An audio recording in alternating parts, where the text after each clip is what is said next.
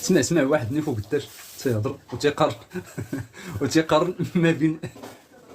شوف رد عليا الخبر. انه الجزائر ما عندهمش الزي تقليدي، وما عندهمش يعني لباس زعما يعرفوا به عن ثقافتهم.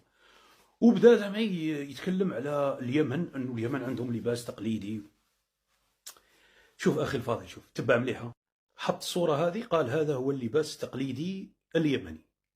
هذا اخي الاصغر مني عباس في عرسه، هذا في عرسه يعني زواجه، هذا اللباس، هذا اللباس.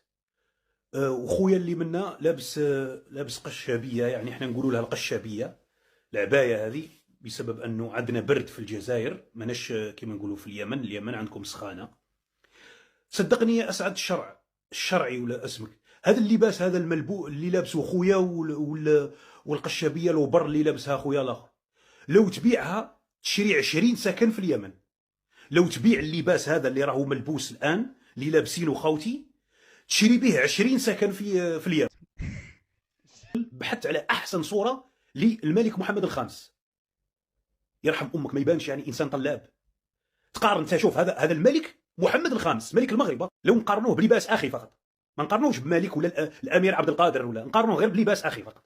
ملك المغرب نقارنوه لابس اللباس التقليدي المغربي، العبايه والطربوش، يبان مهبول يعني، قندوره والسليب وطربوش. هذا تسموه انتم لباس تقليدي وثقافه مغرب. هاو اللباس تاعنا، اللباس التقليدي. اعطيني دوله عربيه يلبسوا اللباس هذا، نتحداك تجيب لي دوله عربيه يلبسوا اللباس هذا اللي نلبسوه حنايا، لباس محزم، لباس رجوله.